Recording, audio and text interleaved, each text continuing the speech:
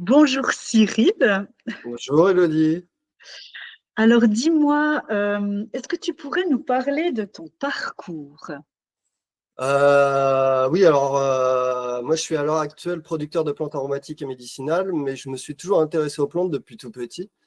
Et j'ai fait pour ça une formation, à l'époque, je faisais une formation en BEPA travaux paysagers à Castelnaudary, où j'ai appris l'aménagement des jardins, installer des haies, des choses comme ça, mais plus d'un point de vue esthétique. Après, j'ai fait un BTA forêt, une autre formation en serre, dans un lycée agricole et je me suis installé depuis 10 ans en plantes aromatiques et médicinales. Voilà, pour faire Super, court. merci.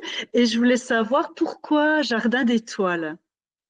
Ah, alors ça, c'est une histoire qui est rigolote. C'est lors d'un atelier, on va dire, de médiumnité. Le nom est apparu comme ça, en plein milieu d'une discussion. Et donc, j'ai décidé de le garder. Et je trouve en plus que ça va très bien parce que tu as beaucoup de plantes au jardin, beaucoup de fleurs comme la bourrache, le millepertuis, par exemple, qui font des étoiles à 5 branches. Donc, le jardin d'étoiles prenait tout son sens. Voilà. Tu peux avoir le calendula aussi qui ressemble à un soleil. Donc, voilà, jardin d'étoiles, c'était sympa de le garder comme marque. Voilà. C'est super. On voit d'ailleurs une magnifique petite fleur. Certains pensent que c'est un millepertuis. Qu'est-ce que c'est exactement? C'est une fleur que moi j'ai donné je dois mon logo à ma petite sœur et j'ai donné on va dire des caractéristiques que je voulais voir apparaître, un fond bleu avec des petites étoiles et une fleur étoilée jaune. Elle a dessiné ce qui ressemble à une fleur de millepertuis mais qui n'en est pas une. Voilà, donc c'est une fleur complètement fantaisiste. Et qu'est-ce que tu nous proposes dans ton activité? Alors je fais plusieurs choses. Je cueille des plantes pour en faire des tisanes, par exemple. Pour en faire des sels aromatisés, donc un mélange de plantes sèches avec des sels de cuisine. Donc ça est utilisé principalement en alimentaire. Je distille aussi, donc j'ai tout un atelier de distillation avec un alambic. Donc je fabrique des hydrolats et des huiles essentielles, ainsi que des élixirs alchimiques. Voilà pour la gamme que je développe au sein de Jardin d'Étoiles. Et où est-ce qu'on peut trouver tous tes produits? Alors, je vends dans des boutiques sur Pamiers, par exemple, à Sobio. On retrouve aussi une boutique en ligne.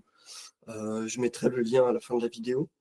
Et vous pouvez venir aussi à la maison. Parce que, en plus de proposer des produits, je fais aussi visiter le jardin. Je propose des ateliers, des stages, toute l'année, sur demande ou pas.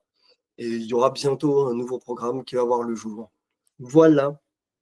Merci. Est-ce que tu pourrais nous parler de ce nouveau programme? Avec plusieurs personnes, on vient de créer une association qui s'appelle Inspire et va y avoir plusieurs, on va dire, plusieurs stages à l'intérieur. Donc, un stage yoga et plantes avec toi, dont on va en parler, dont on parlera un peu plus tard.